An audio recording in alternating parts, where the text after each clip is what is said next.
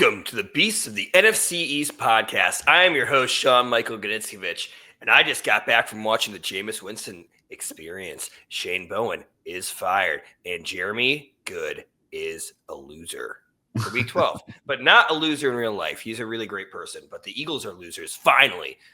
Jeremy Goode, what is good? Not the Eagles in the second half, but what is good?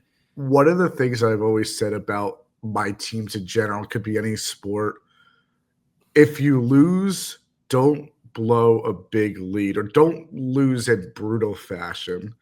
And Giants haven't listened to that. Yeah, it's like, just don't embarrass me. Let me lose with dignity in some way.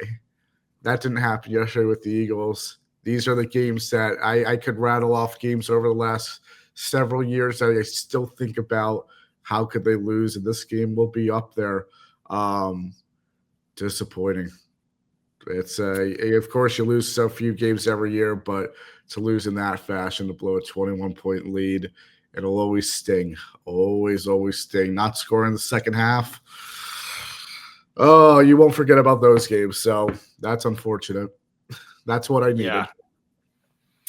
Yeah. I sent you a video of an Eagles fan like ranting afterwards. It was from country music superstar Breland, who actually he lives here in Nashville, and he actually is not like we call a country music superstar.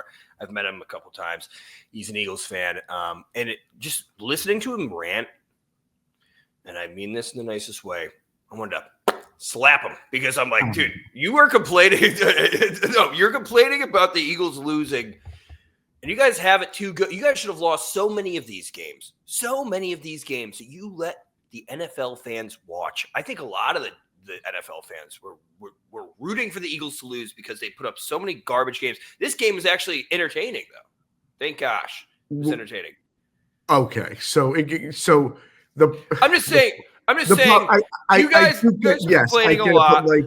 But this game also should have gone the other way in the Eagles' favor too. That's what you can say the same thing about the games that don't go their way. So, yes, I do agree that you play with fire, you play too close to the edge, eventually you're going to fall off. So, no, but it's fair. What I'm saying is that they watching the video, this guy's complaining about how his day is ruined. I'm like, look at me. Hey, I'm a Giants fan. My whole fall has been ruined. Like every single week has been a disaster. Look at me. I'm surprised I haven't gone gray, dude. Like it's a Giants season. You look Sean. You look good. Don't sell yourself short. It's Jameis Winston. This team, this fan base, it's very weird. And I'm being like serious when I say this. When you win, this team has won 2 Super Bowls in the last 7 years. It's been to 3.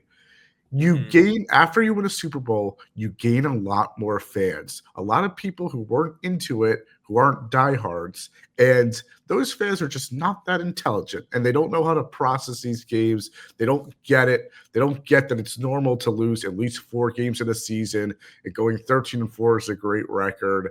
So I've had issues with the Eagles fan base over the years. But yeah, it's very life or death week by week with this team. It feels like, coming from a privileged standpoint for sure. But again, just the way they lost and the way week ruiner, and then they have a quick turnaround against Chicago on Black Friday. So yeah, but maybe that's good, maybe that's bad. It didn't work out after we had a short week after our Denver loss where we went to New York, but maybe something's changed. But yeah, the fan base, very privileged. I do agree with you on that. Yes. Yeah. Yeah, and I guess elementary school kids like beating the freaking living hell out of Cowboys pictures in Philadelphia didn't do anything to the Cowboys because they were looking good. Wear your Kelly Greens on the road too. I'm not gonna lie, little pretentious. You guys were asking for it. You have to remember beating up pictures. You're wearing the Kelly Greens. Talking about pretentious, Dallas wears white at home every game. They don't even wear their colors. So, but that I did love that video of those elementary school kids punching the Cowboys players. It doesn't, like you said, it doesn't age well if your team doesn't deliver. But I think everybody outside of Dallas, every fan base could appreciate that. No one roots for Dallas anyway. So I thought that was funny. unfortunate that it didn't have a Hollywood happy ending like we would have wanted. Well, depends on which way you're looking. And plus that Depends on freaking the way, girl. yes. Yeah. Plus who's that girl, dude? That posts all the videos. She has the Shador Sanders. You got Jackson Dart, not Shador Sanders. Who's that girl? Rossi Takes, yes. Rossi Takes, man. Oh my gosh, dude. I saw her like at Dallas, like doing her little reaction. I'm like, dude, you're R.I.P. Yeah, good for you. You get to go to every single game. You get all these seats. You have terrible takes. I mean, look at us. Like whatever. At least my takes. I'm a humble guy. You know, I feel like I'm a likable loser. I try to be a likable loser. You know? Likable loser. You pick the Giants to win every week. My God. Well, when you have Jameis Winston as your backup, dude. Yes, I mean, he's a slinger. Yes. It's fun. Yeah. I don't know. We've had a good opening here. Before we get into these games, Jeremy, is there anything else you'd like to talk about? Anything from the week?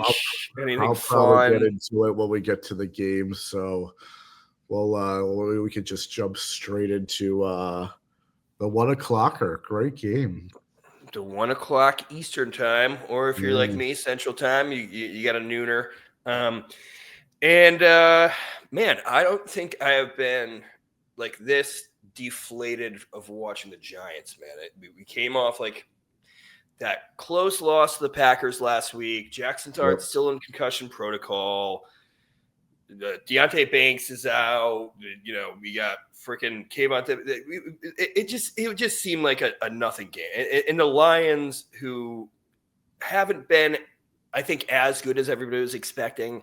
Like, right. I think every Giants fan, the spread was like minus 14.5 or something, you know, and I was just not looking forward to this game. I was like, I had my fiance and my best friend are Packers and Vikings fans. I was going to have that on the main TV finally, which I always put the Giants on the main TV because it's my house. It's my TV.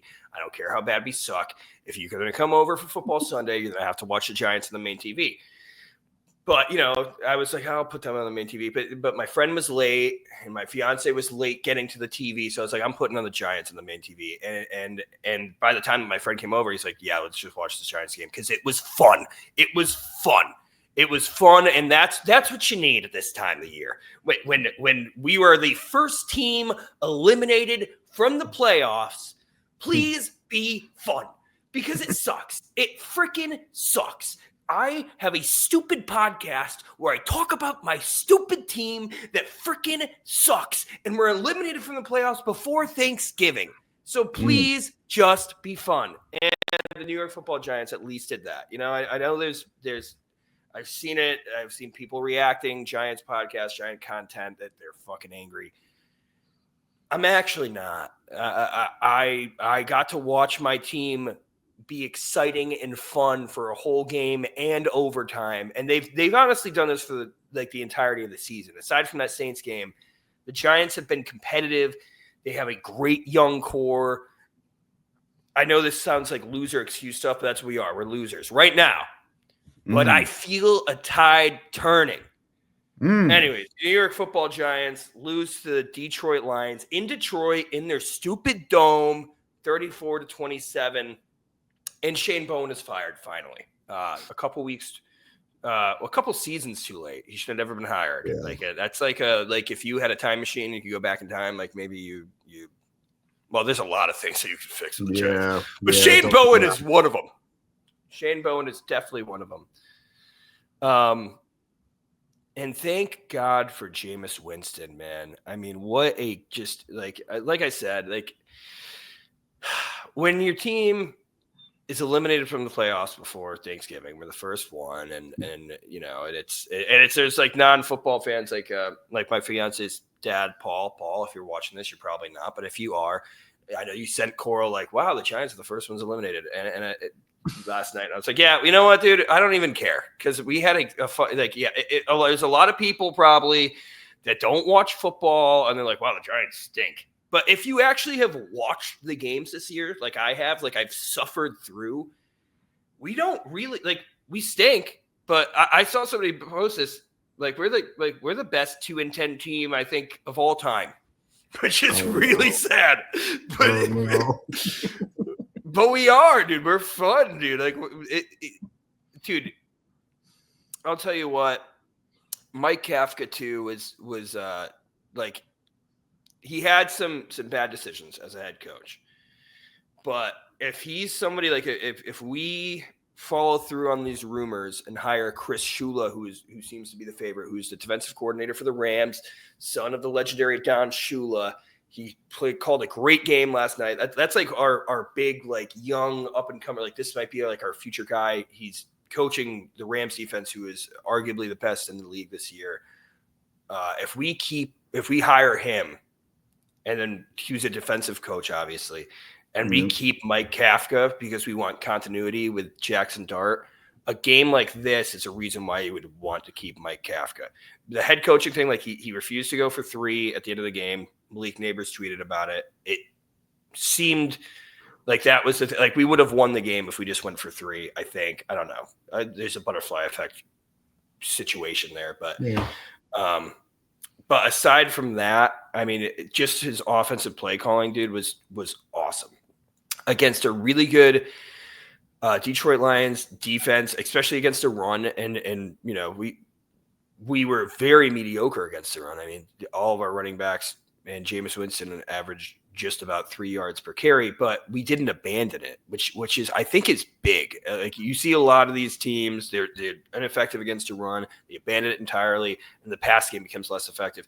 There was one point in the game where Jonathan Vilma was like, look how great of a play call that Mike Kafka's been doing. Like, it's literally right down the middle. Like, this is what you want to do. You want a balanced offense, even with the runs not working. And it led to some of these awesome plays where, like, you know, we had RPOs running and you actually had to respect the run, even though you only have Devin Singletary and Tyron Tracy, because we were at least getting some yards. And then those long third down conversions where Jameis Winston would have those RPOs, take it back, and then just create magic, just beautiful, beautiful Jameis Winston magic. It was a fun game. And dude, the trick plays, dude. There is so many beautiful tricks. I don't know if you saw them all, Jeremy, but I saw the first touchdown at least. Yes. Yeah. You saw the Jameis Winston one, right? That was actually the second big trick play, because there was the Devin Singletary. Really? There's a Devin Singletary flea flicker, which is kind of more like a pitch. Right. Yeah, it wasn't like a traditional flea flicker. Right. That was beautiful. And then obviously the one to Gunnar Olszewski. Man, Gunnar Olszewski, and dude, he looked a little bit like Jackson Dart. He looked like he was going to run it, and then right at the line of scrimmage, flicks it to Jameis. Jameis, beautiful catch, beautiful run for the touchdown. That was, I mean, that's, dude, I don't want Joe Shane to be our general manager moving forward, but if he did one last thing to leave his watermark on the New York Football Giants, he should extend Jameis Winston as a lifetime Giant. I want him on the Giants for the rest of his active football career as the backup, because he can win games and he's fun and he's exciting and he's good morale, dude. I think what about Russell Wilson? Yeah, he can go to freaking just listen, you got Sierra, dude. That's true. Your playing days are over, buddy. Russ. I'm sorry. Like you have a good life. You've had a good run. You suck at football now. So just hang him up, buddy. Hang him up. Or you're desperate to do what you want, but not for the New York Football Giants, please. Stay away from us. Yeah. Gunnar Olszewski, dude. What a fucking bastard. And Younghoe Koo, who, you know, he did miss a kick, but he looked good, and he had a sick tackle on special teams too. Like, I mean, I don't know. I wouldn't say like he's our kicker for moving forward, but he could be. New Jersey native. He was a lot of fun with the Falcons. Kind of fell apart. He had a good season in Atlanta a few years ago. Yeah. I feel like he was like a hot shot. Like, everybody loved Younghoe Koo. Yeah. My old kicker is bad, but my Younghoe Koo. You know, that's what people say. But the name is fun. I looked him up like a week ago. I think he's 31. He looks like he's like 22. Really? Yeah, he looks really, but kicking. Yeah, but I mean, dude, kickers kickers last for a long time. Yeah. Age that the point wasn't like I'm looking towards retirement. It's just he just looks young. Yeah, that's fair. Young way, you might say. Young way. He's living the young way. Dude, Wan'Dale Robinson had, I think, 101 yards in the first quarter. It's the most by any Giants in the first quarter of all time. It's the most by any receiver in the first quarter this season. Wan'Dale Robinson was just, awesome. He's looking like he looked at Kentucky, Sean. Dude, he looked really good, man. And this is, he's a free agent coming up, and I think, a lot of people are like, he's expendable, and I think sadly he just like Darius Slayton. Darius Slayton probably shouldn't have gotten extended, but if there's somebody who earned another contract with the team, Wan'Dale Robinson is definitely one of those guys. Sorry. I could definitely see both ways for sure. I think I don't think Wan'Dale Robinson is consistent enough, and I think that maybe you definitely need better scheming, better coaching to get him the ball in general. But if he does line up on the Giants again on a little deal, I think that would make sense too. Not a big loss if you lose him, but if you bring him back, I think that could be a good move as well. Yeah. I do. I like Wan'Dale a lot.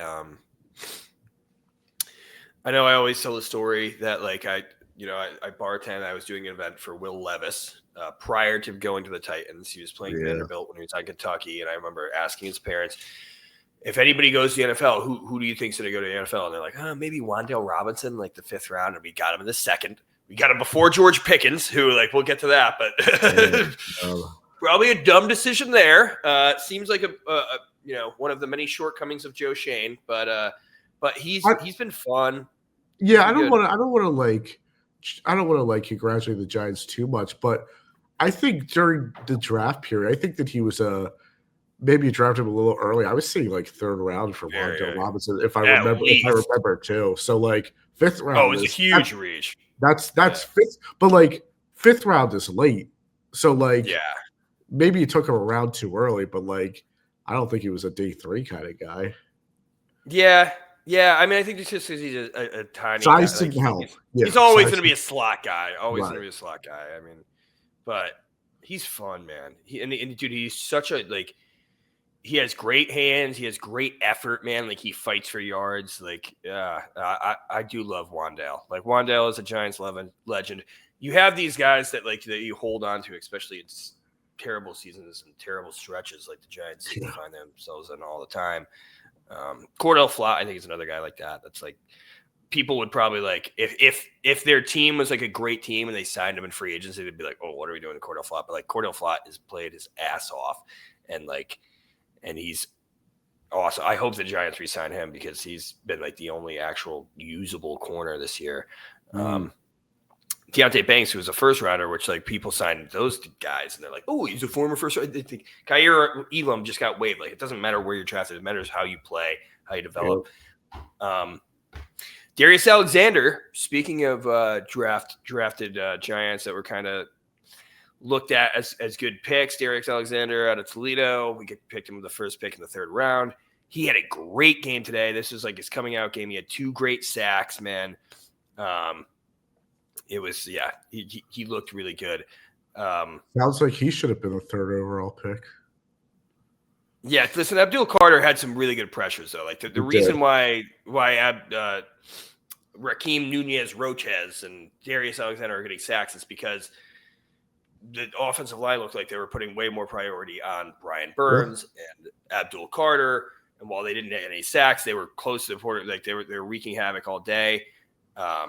And Raheem Nunez-Roches, Nacho, dude, he was doing a celebration after he sacked Jared Goff, and he actually kicked him in the face. Did you see that?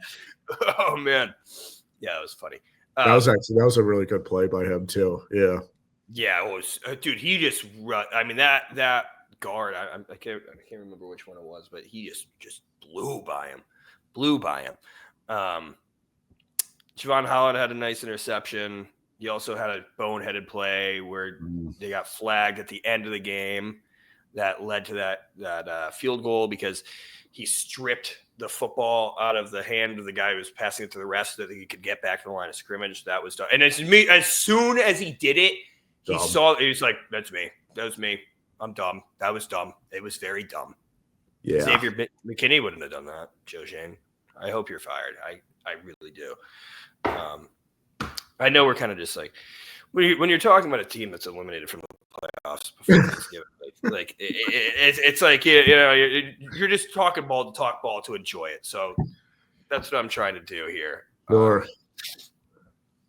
But Joe Shane should be fired. I know that there was like reports when Brian Dable got fired that Joe Shane, since he's leading the charge, but there's I can't remember his name. I think he works for the Athletic, but he's like a big insider, and he kind of was like, and Dan Duggan was talking about this, but just because you're leading the charge to find the new head coach doesn't mean that you're finishing the job. And if we do get Chris Shula, who, like I said, seems like the big name, and honestly, we just fired Shane Bowen.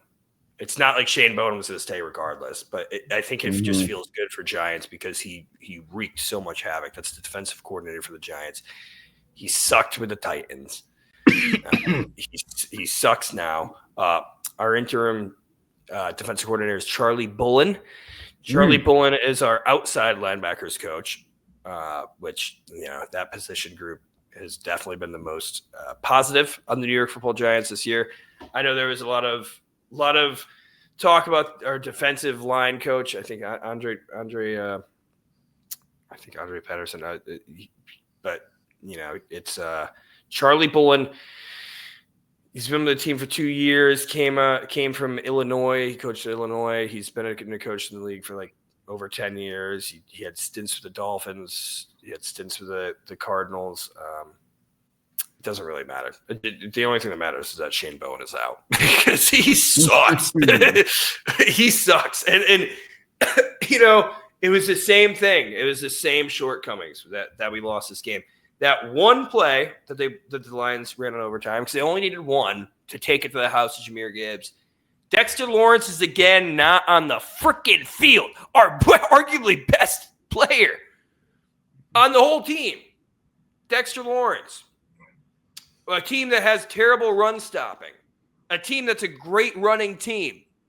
The first play of overtime, you don't think you need Dexter Lawrence on the field? I don't know if anything came out about this, but I don't know why. Because this happened too in the Cowboys game in the overtime. I remember Dexter Lawrence wasn't on the field for one of those big plays, and it didn't really matter. But it's like, why not? Like at that point of the game, you need Dexter Lawrence in there every single play. I don't know. Just if Jalen Carter wasn't in there, it just doesn't make. Sure. It doesn't make sense. Not at all. It doesn't make sense. No. Yeah. So, Shane Bowen's gone. Like I said, I mean, the team's done. It probably won't look like this next year. I hope Carmen Brasillo has been doing a damn great job. Like, that was that's our offensive line coach. I remember when we hired him, Giants fans were like, now our O-line will be fixed magically. And actually, kind of has, it really has been. And he came from the Raiders. And after he left, all those players on the Raiders that were no names kind of, but were being an effective unit for the Raiders, have all turned into trash. And that offensive line for the Raiders is the worst in the league now. So if that says anything, John Mara, if you want to clean house and just keep Carmen Brasillo, give him the biggest extension, give him some promotion, just to keep our O-line intact. A little bit of a raise. Yep. Yeah. I would like that. I would like that a lot. Also, he was very integral in getting Jermaine Illuminor over here, who is our right tackle. We signed him for nothing, and he's such a great player. He's very active on being pro Giants, dude. For a no-name right tackle from London, he gets a lot of love because he's so vocal. He's a good guy, and he's been a great right tackle for the Giants, and I think we should sign him too. I know a lot of people are want some big names. They want some rookie to step in like Marcus and Bo, but if it's not broke, don't fix it. And I think that he's somebody who has an expiring contract, and he should get some money. James Hudson, that piece of garbage. offensive tackle got paid more than him, which is crazy. Yeah. Jameis Winston, though. Great. Tyrone Tracy Jr. It was his birthday yesterday. When I saw that, I was like, I'm making a Tyrone Tracy parlay. Didn't get into the end zone, but finally put him in the red zone for once, dude. It's so garbage that like Tyrone Tracy fights his way to the red zone, and then they're like, Devin Singletary time. It's like, come on. Nothing to see for it, right? Yeah. Devin Singletary was great, too. I mean, Isaiah Hodgins was good. Theo Johnson was everybody. You have a game like that where you're expected to be blown out by 2 touchdowns, and you fight for it. We held the lead the entire time until overtime with that Jahmyr Gibbs, which is crazy. We were in the lead the entire game, and yeah, we lost anyways. We're fucking losers, but not to worry the lead. At least it was fun. Yeah, Jeremy. Anything? Sorry, I feel like I've just been ranting about the Giants. Anything else about this game? Giants played well. I don't think the run game was great. They did bounce it off. They ran for almost 40 times, so they kept it balanced, which is good. Jameis threw the ball 36 times. That's a little high. But when you do run it 40 times, that's where the bounce comes in play. So I thought that was good.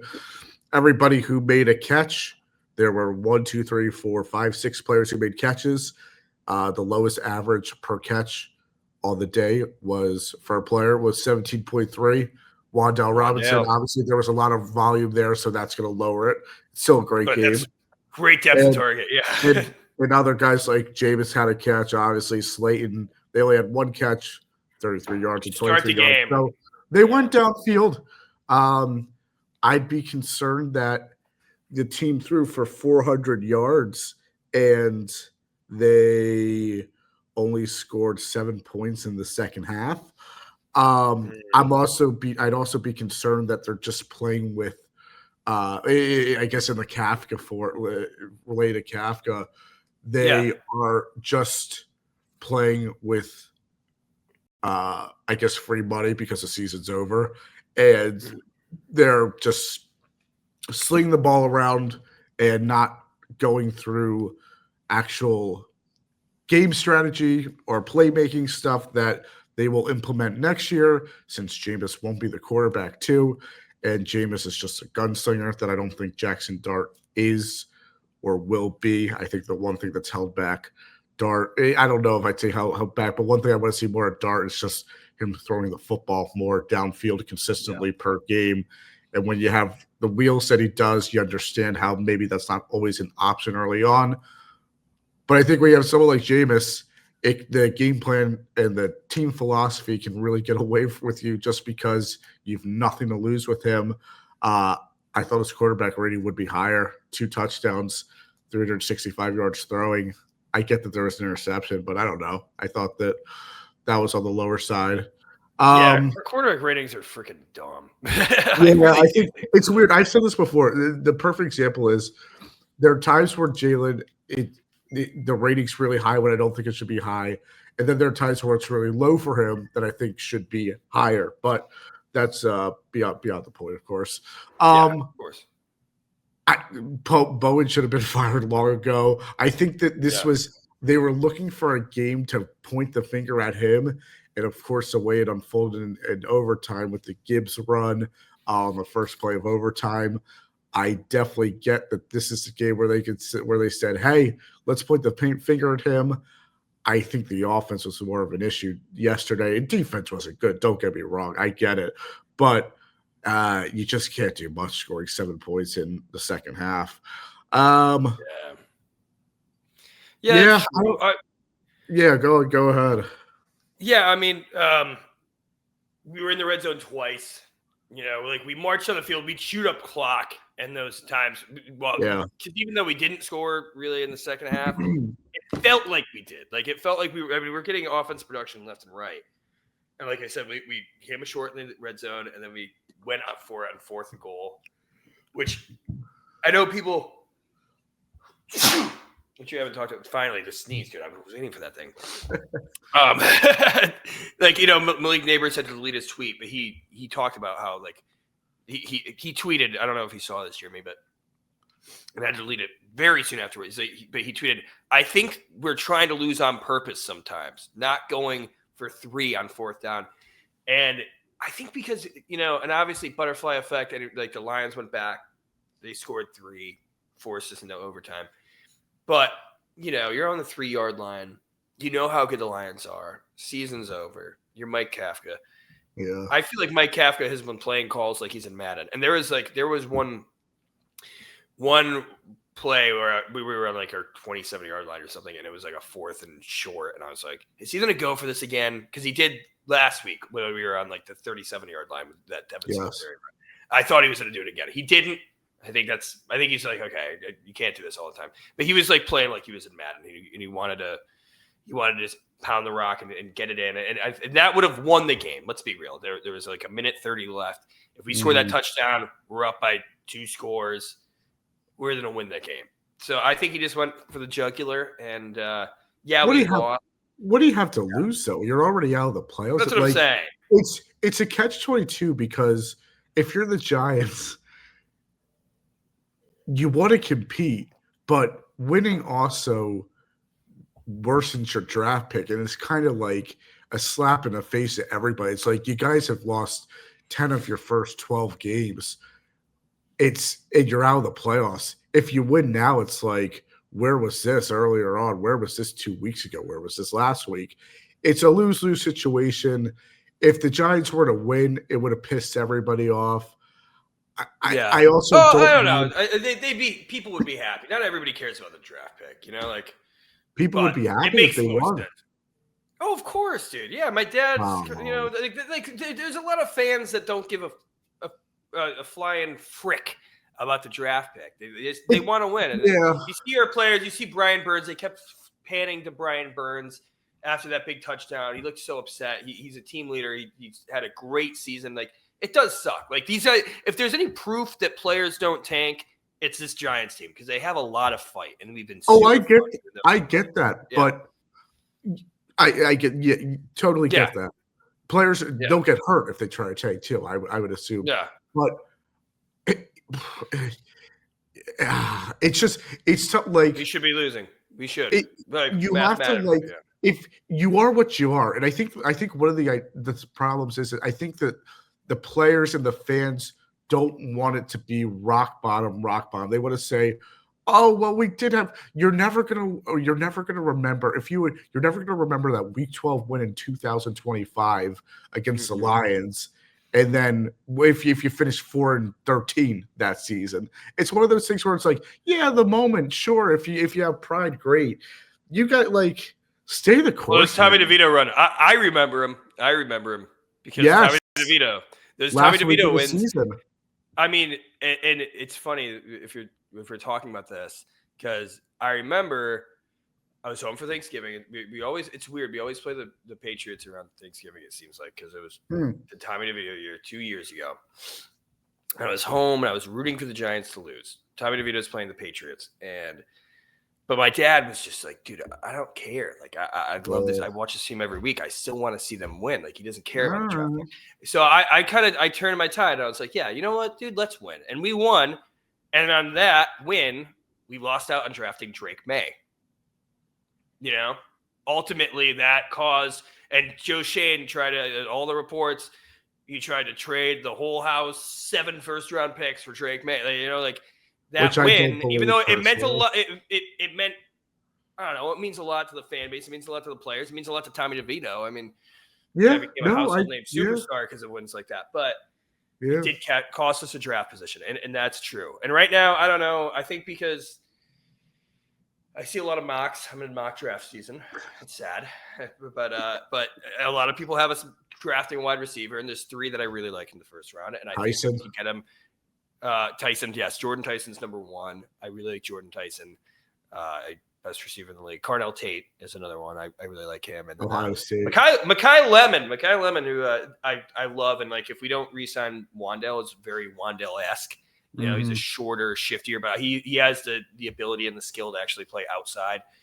If you're a first-round wide receiver, you should have that versatility no matter how tall you are. And Mekhi Lemon is awesome, dude. He's really cool too.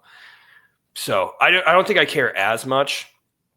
But yeah, right now we have the second pick in the draft, and like, there's a good chance that we might have the first, and we'd be the best team. That I will say that I think we would be the best team ever picking first because of our record if we somehow ended up. Because, dude, at least we're watchable. At least we're watchable. Thank you for doing that, Giants. Thank you for not sucking completely. A proud city has fallen to such levels. Yeah. I can't believe I'm hearing this from your mouth. Unbelievable. All right. Well, we spent way too much time talking about a team that's 2-10. Thank you for letting me do that. I would add, just even to add to that, if the Giants do finish with the second pick, maybe they try to trade back a little bit and get some more value. That would be, I think this year especially, that could be pretty strategic. But we can also move on. Yeah. Yes. Yeah. We'll talk about the game that happened in Dallas, Jerry's World, America's game. We're talking about the Philadelphia Eagles and Rossi Takes going to Dallas and losing 21-24. And a game where you guys were up, 21-0 too? Pretty good for the Eagles. And you know what? I'll let you take this away, Jeremy. Jeremy, tell me about this game. No, you said it, Sean. Eagles were up 21-0, lost. That's it. The offense looked very good to start off, of course. They looked like they were clicking. Jalen looked like he was clicking. A.J. Brown looked great. Devontae Smith made some plays too, of course. And after, whatever minute in the second quarter, 10-minute mark, whatever, they didn't score another point again. In sports like the NBA, they say that 20-point leads in the NBA early on doesn't mean much anymore because teams blow that easily with the runs in the sport. The NFL, it's a little different. Obviously, it's hard to shut out a team, but to not score yourself after scoring 21 points early on doesn't work. You got to score. You have to keep up the pressure. The offensive line has been just awful. The run game, pass protection-wise, they've been pretty good. But I think Cam Jurgens has been hurt, and I think that they should just bench him. He's just not playing good football. The defense looked very good early on. I think they played well for the most part, but really just the game got away from them in the fourth quarter. Pickens, very good player. Dak made some plays. I thought the officiating was very poor, and that was unfortunate. But even Brandon Aubrey, he missed a kick from 51, which feels like a chip shot, and you're like, oh my God, it's just not their day. Yeah. Eagles didn't get stops. Eagles offense gets shut down in the second half. That's a little bit of everyone's a little bit of related. Sirianni, it's his offense. Kevin Patullo's the OC. And Jalen Hurts also just he kind of sometimes turns into a pumpkin. Yeah. And it's unfortunate because this team personnel-wise has so much talent, and they just haven't put together an offense for a full game. What else?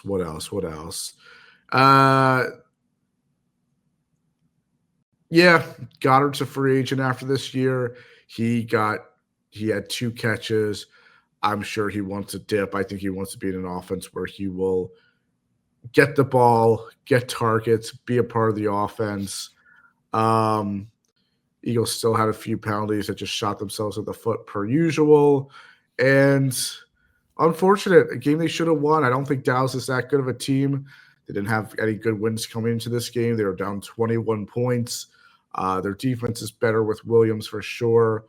Offensively, I do think the offense was very dangerous coming into this game. I think good defenses can show more true colors of what they are, what Dallas is as an offense, which is pretty good, but not great. But the Eagles didn't get any sacks. Jalen Phillips didn't do much. Jalix Hunt had a few good plays, but Nolan Smith didn't get to the quarterback. The Eagles' run game wasn't great, even though the numbers looked good.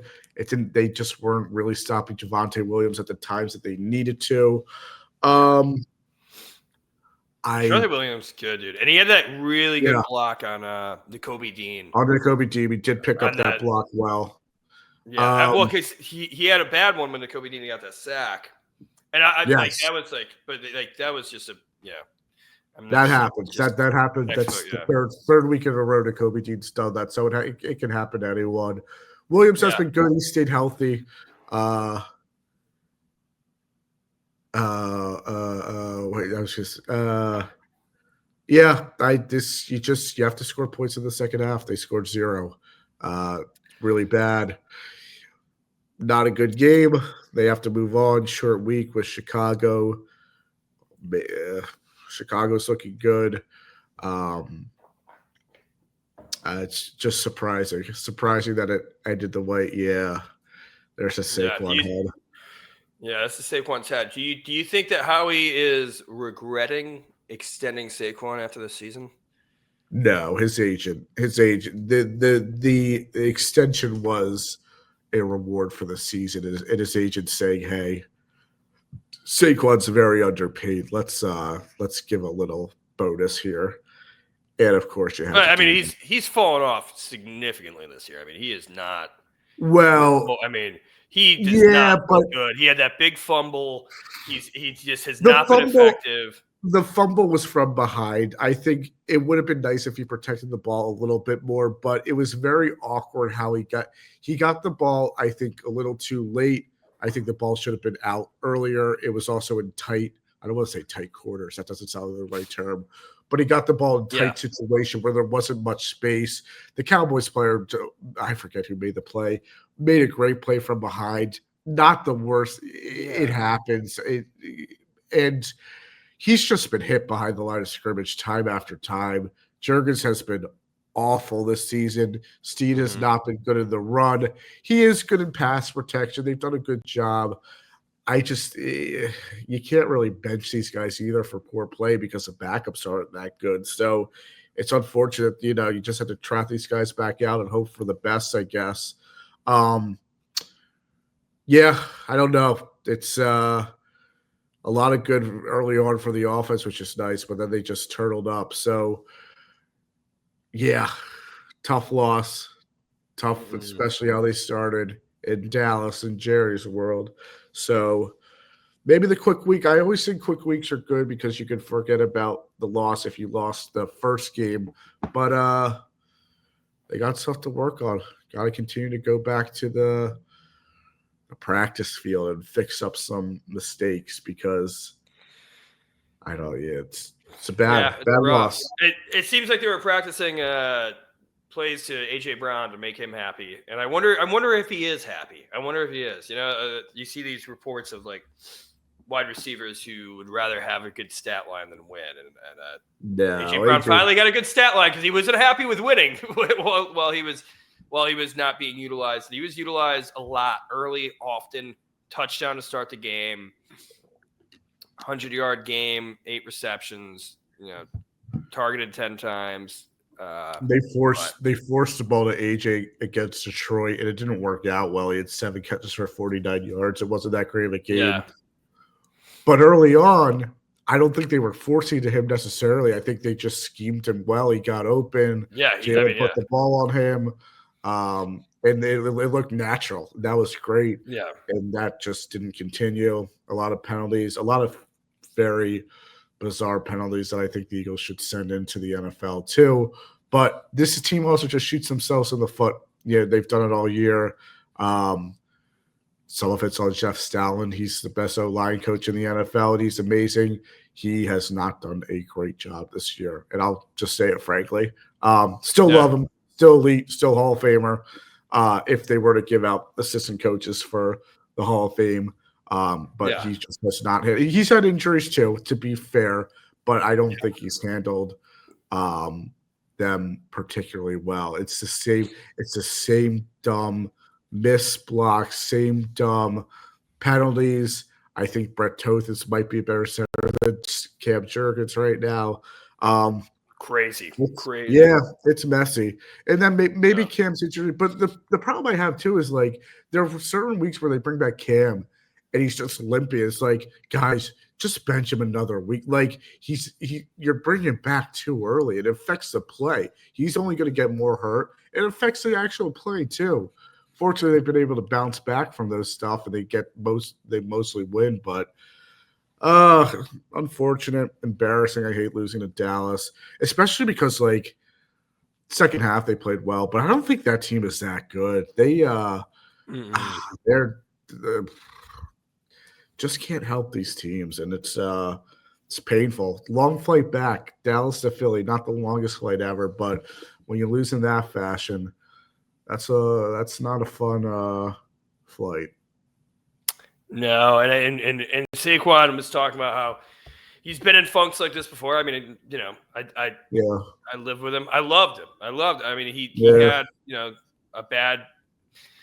had a couple of bad seasons, for the Giants, but not bad in general. When a lot of it was because of his same issue that the Eagles have too with the offensive line. But he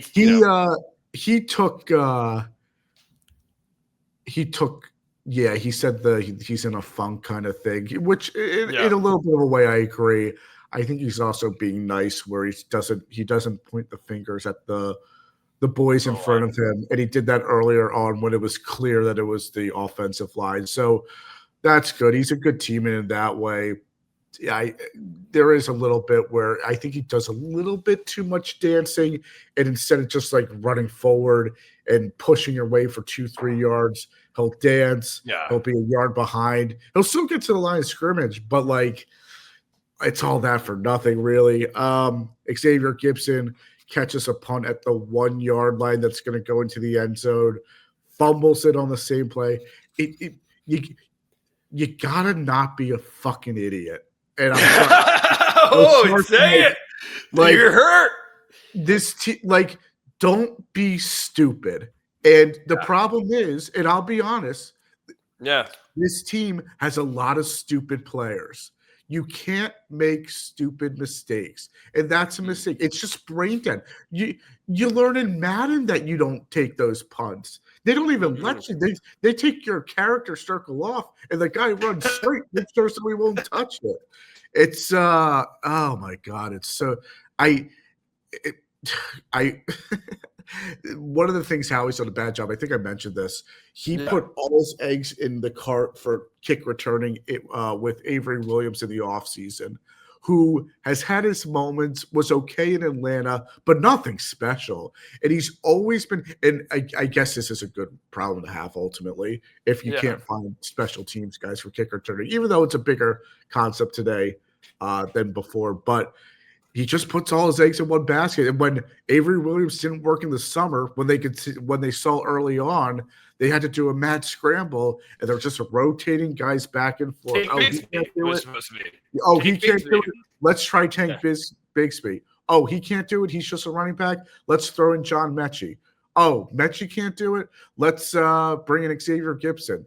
And then you have that. So it's just been I don't even know. Walk through. I mean, the Giants went through that too, and I don't know. Schletzky, I actually really had a touchdown pass, and also he's been good. He's been good. He got cut because he had a couple fumbles for the Steelers. Yeah, I feel like that happens all the time. And you know what, dude? Like it's going to happen. Like Gibson, but he was cut from the Jets for the fumble for the same reason. Yeah. Yeah, he's had some plays. He's probably gone. Is he already cut? I feel like he's gone. I would think he would be, but it's a short week, so I don't know. Like that's if they don't cut him because they have a game on Friday, it's like, yeah, I kind of get it. Who else? Like Will Shipley's done a good job with kick returning, but so maybe I guess they could fall back on him for sure. And it seems like it's the kick returning position is a running back position now. For cutting and stuff of that nature, lower to the ground than some receivers. But yeah, I don't know. If they didn't cut him because of the short week, I'd kind of understand it, but maybe give Shipley the carries. Yeah. Speaking of kick returners, that Kevontae Turpin design run where he fumbled it was dumb. That's very yes. And But hey, talk about somebody who got a good kid. I mean, Kevin Turpin is awesome, dude. Like the special teams, like going to the arena football or whatever to get Brandon Aubrey and Kevin Turpin. Like you can make fun of Jerry, but like he's had like those are home runs right there. Yeah. And also, let's see the Cowboys some flowers. So you were talking about how nobody was rooting for the Cowboys. I was rooting for the Cowboys. I wanted to see you mad. We got you mad, Jeremy. I never root for the Cowboys. If the Cowboys played, well, I'm not going to say it because I don't want us to get canceled. But when the Giants play the Cowboys, I root for the Giants. So thank you. I hate that. I hate that team so much. Yeah, I Marvin Overshown coming back is awesome. He's really helped with the run game too because second week back, right? Second week back, yep. Yeah. Quentin Williams, obviously, it's been awesome. Shavon Ravel finally playing too. It's also his second week. Yep. To be honest, I didn't watch the film on that one, but he's back. I think he made a play or two. Yeah, and he was a fun. He fell to the third round because of injuries, but yes, he was a fun, exciting pick. I mean, dude, George Pickens extend now, Jerry. He probably won't. You're gonna fumble as like you have with all your other signings. I don't know why you haven't even signed him yet. Like, just give him the extension because he looks awesome. I don't care if him and CeeDee Lamb have degenerate gambling problems in Vegas, and CeeDee Lamb's puking in the casino, even though he can hold his liquor. And, yeah, I don't know. It's the Cowboys, man. They're in the hunt. I saw them in the graphic on Sunday Night Football, and with the Bucs collapse and what happened to Baker. I mean, dude, there is a way the Cowboys make it to the playoffs this year. After it looked like it was a disaster, there's no way, no chance in hell. And their defense has been their biggest thing, dude. Man, Matt Eberflus, dude, looks like he's aged like 40 years in the past year, dude. Yeah, because of how awful he's been. But the defense is actually picking up steam. Like everybody made fun of Jerry when they traded Michael Parsons for Kenny Clark, which is still dumb, I think. But Quentin Williams is an awesome addition. I mean, nobody's going to argue against that, and it's been working well. So I will say that. And also, like I said, the Marvin Overshown, he was awesome. He's always been a great, fun player. It's good having him back for the Cowboys. And just because he's an awesome player, dude. Coming out of Texas, like, I think we've talked about it, but like the linebacker injuries that Dallas has suffered, but they draft a young budding star. Their linebacker stars always get injured, man. So it's good to see DeMarvin Overshown there. Yeah, I don't know. Any other big takeaways from this one, Jeremy? I feel like there's a million things. Yeah, we can talk all day, but yeah, I'll move on. We're at this stage we're still in the grieving stage, I guess. So grieving stage of your loss, of your one of three losses of the season. Yeah, just like. Washington, I have nothing against them. They're a loser franchise, whatever. The Giants, they're our little brother. We love them. We always beat them. We're not scared of them. But we identify with New York. We identify with New Yorkers. Dallas is so around. They're the Southwest. They're so far away. Oh, they're the worst. I can't stand Yeah, and they hog all those midday game slots because they're America's team and America's team of the week. You're right. Yep, good point. I do want to just say Jalen Hunt, that was really cool that he was honoring Marshawn Neiland with his cleats. I remember covering that draft that year. That was our first year of covering the draft, and like they were both kind of these like fun edge rushers. Yeah, that were that ultimately both got drafted in the NFC East. I do love seeing that the Cowboys are honoring Marshawn Neiland the way that they are, and 2-0 since his passing. It's unfortunate, but you got to respect that. Mm-hmm. Yeah, there's some good cleats this week with the cleat cause. Yeah, it was a fun week. My cleats. It's nice that the NFL somehow allows it because we know anti-fun they are. So, but yeah, there were some cool dude, for real. Yeah, dude, it's some stuff is bogus. All right, are we want to do the games for next week, Jeremy? Yeah, we'll jump into that. All right, let's do it. It's Thanksgiving week. There's a lot of things to be thankful for, even though it doesn't seem like it with the Giants. But like I said, I'm trying to count my blessings. I'm trying to enjoy it. I could be miserable. I should be miserable. I kind of am miserable. But you gotta like take your wins where you can. Like we got a fun young core. We're an exciting team, and count your blessings. Thanksgiving is fun. We got Thanksgiving football. I'm ready to talk about it because the first game of the week for the NFC East is the Dallas Cowboys. I was just talking about how they hog those freaking midday slates. And guess what? They're hogging our midday slate for Thanksgiving, too, when they play the Kansas City Chiefs. And the Kansas City Chiefs go to Dallas. And what do you think that spread is, Jeremy? Kansas City, big win against the Colts in overtime, although I don't think the Colts are that good. I'll go. Oh, see, this is tough. This is a tough one. And I think I'm going to miss it. I'll go Chiefs minus 1.5. I feel like that's what it should be. It's minus 3.5. Interesting. So I thought Dallas still could be favorites just because of their home field. Yeah. All right. I'll take I was off, but I really thought it could be. I thought Dallas would have been favored. I thought they could have been. Yeah. What's where do you want to go on this one? Where do you want to go? I will go. I don't think Dallas' defense is that good still. It's better, but it's still not that good. But the Chiefs, they don't really have much going offensively. I guess the Colts defense is good. I'll go Chiefs 26, Dallas 19. Dallas 19. Okay. A little bit of some action. Man. I don't know, man. I think, dude, I think the Cowboys are on a run right now, dude. I know, you said it. Nobody likes the Cowboys. Nobody likes the Chiefs either. Right. No, they didn't play that well. I mean, they had some issues. I don't know, man. I'm hoping. It really is. It's a week by week league, though. So yeah. Yeah, and I'm just hoping because Thanksgiving football, like you want it to be good. I want to punch it. I remember a couple years ago when we had to watch the Commanders, Sam Howell play the Cowboys, and it was like, man, that was atrocious. Yeah. So I'm hoping for some good football here, and I'm thinking I'm gonna go Dallas.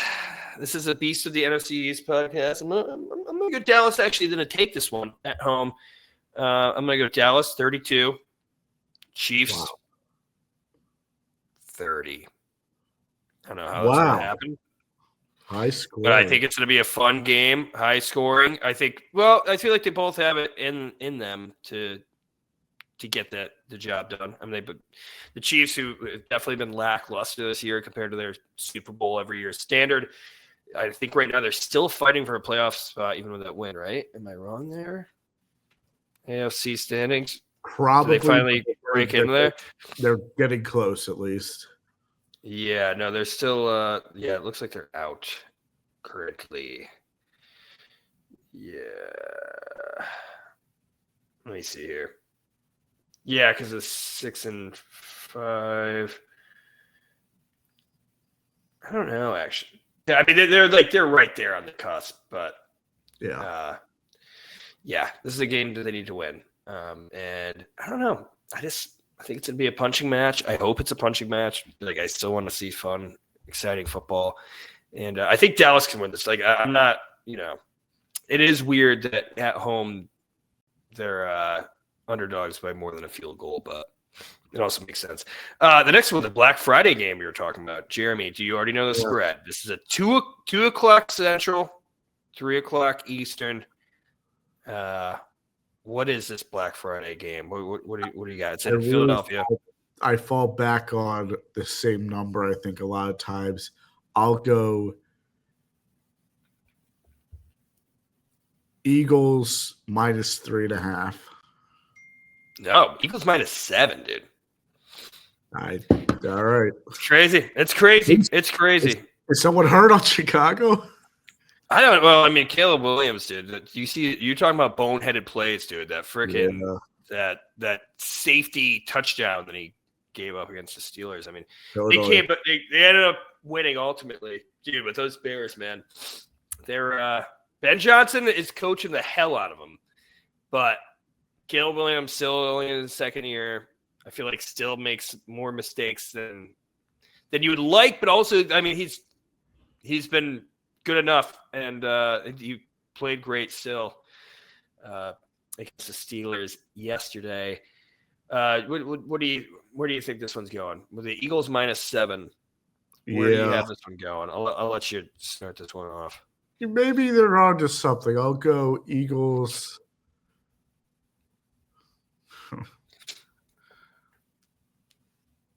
31. Yep. 17 Eagles. Oh, wow. You think it's going to be one of those games? Yeah, I don't know why. Yeah. I mean, dude, you guys need it. I think the beginning of yesterday's game for them opens up a little something, possibly. Yeah, I mean, dude, the Bears' defense has been injured on the perimeter, with their cornerbacks. With their cornerbacks, I think, are getting healthy. It looks like maybe we'll see them fully healthy. CJ Gardner-Johnson revenge game. Montez Sweat, who is familiar with the Eagles too, he's been playing hot. Yeah, dude, the Bears have so many great, just a little past their prime players in the defense they picked up. I mean, like CJ Gardner-Johnson, Kevin Byard, who's I think leading the league in interceptions this year. Grady Jarrett, who is a top 5 defensive tackle for a long time. I think this one's gonna be close. I think I'm gonna go Eagles just because I feel like they pull out of these games regardless. Eagles 24. I don't think it's gonna be that high scoring. Bears 21. I'll give you that one, Jeremy. I'll give it to you, but I could see them losing, dude. I could see them losing. Yeah. I don't know.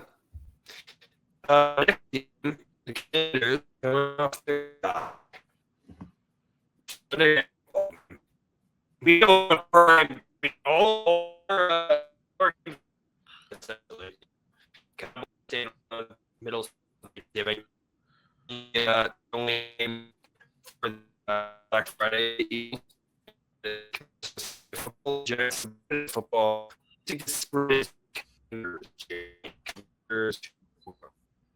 why we go because this law spread here. Jeremy, is this Washington?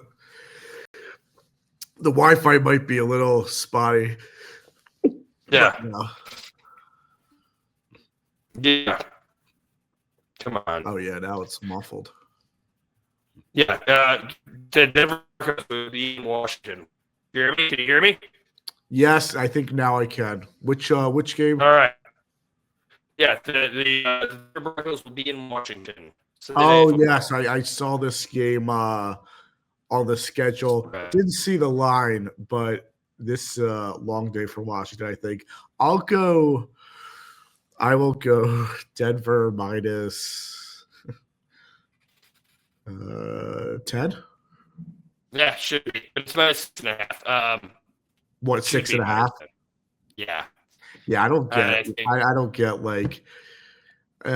So yeah, weird. Okay. No, it is weird. I think. I mean, we can just go quick with this one. It's the Commanders. You talk about how the Giants are a losing team, but they're fun. Dude, Marcus Mariota was the less fun of the 1-2 draft picks of that year, and seems to be that way. He's been efficient-ish as a backup, but not exciting. Broncos have one of the best defenses in the league. They've been winning this year. They lead the AFC West. And I'm going to go Broncos 35, Commanders 17. What do you got, Jeremy? I will go similar. I'll go Denver 31, Washington 13. 13. Yeah. That's going to be fun. It's a bad, they should flex that game. I don't think they can. Yes. They should.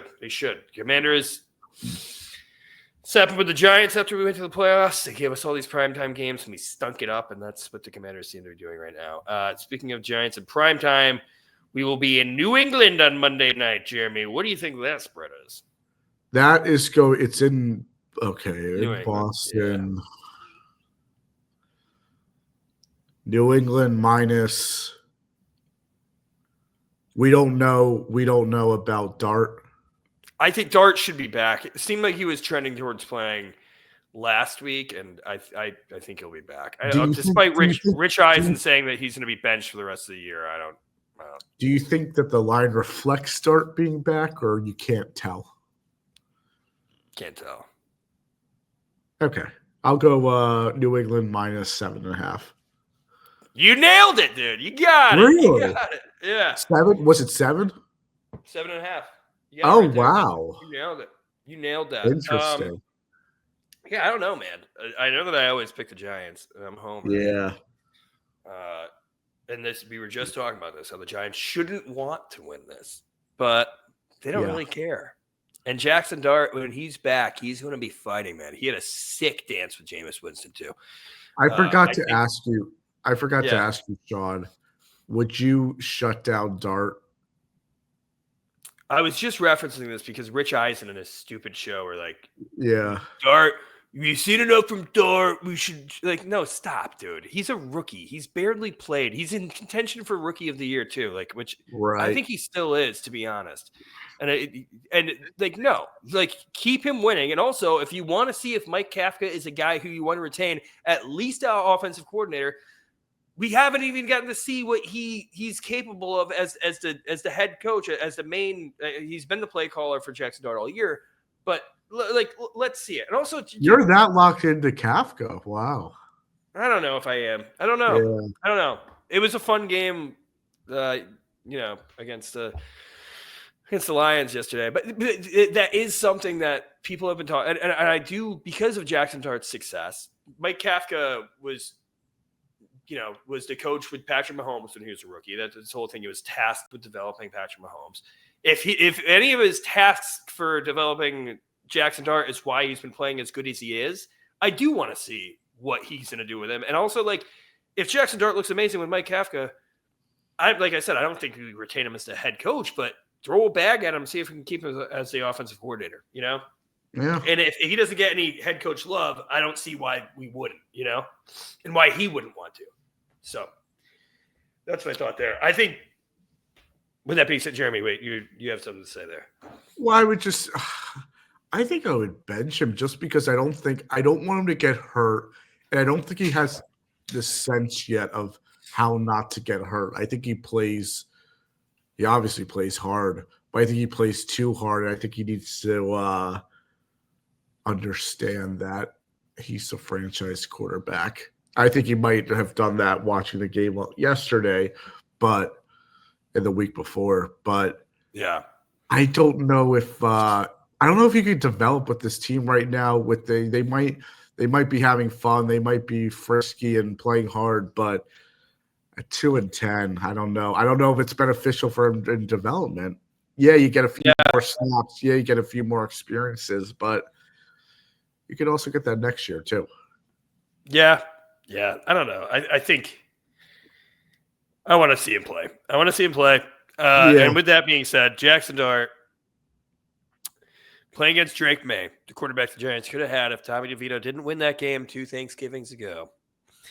I would say Giants. And you know what? Me and my friend who's a Patriots fan, we both made sure that we took off this game so we could watch this together because we like watching football. My boss said, "You sure you can't come in? The Giants suck." And I said, I need to watch this game. Wow. I need to watch this game. So, Giants 27, Patriots 24. Jeremy, what do you got? I will go New England 30, Giants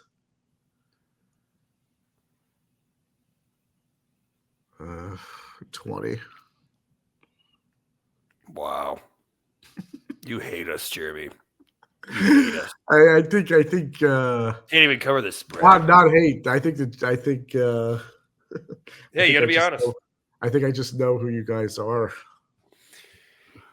Yeah, well, that's an episode. Jeremy, do you have anything you want to say to the people? We're down bad right now, guys. Eagles fans, we're down bad. We expect more, but we got another game Friday, Black Friday, to bounce back. So keep your heads up. I feel like Sean. Yeah. You know what?